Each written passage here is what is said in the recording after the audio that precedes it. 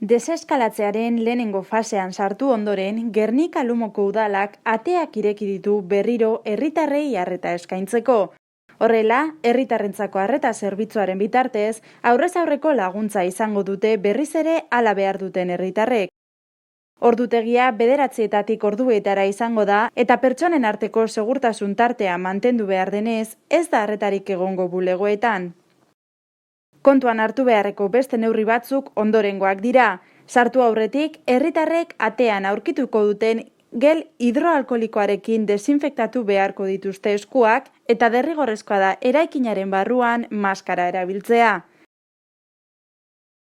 Mailaz mailako deseskalatze hori ministerioak eta Eusko Jaurlaritzako Osasun Sailak ezarritako premisen eta araudiaren arabera egiten ari da telelana lehenetsiz udaleko langileen artean.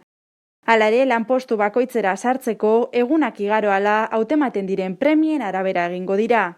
Gainera, gogoratzen da, edozein kudeaketa aurrez aurre egin nahi ez dutenek edo egin ezin dutenek modu telematikoan egin dezaketela. Azpimarratu behar da, herritarrek udaleko sail bakoitzaren telefono zenbakiak eta korreo elektronikoak hemen behan ageri den web orrialdean aurki ditzaketela. Udaleko iturriek eskerrak eman nahi dizkiete udaleko langile guztiei, auzotar guztiei arreta ematen jarraitzeko egin duten lan eta ahaleginagatik eta horrela izaten segitzeko euren aldetik ahalegin guztia egiteagatik.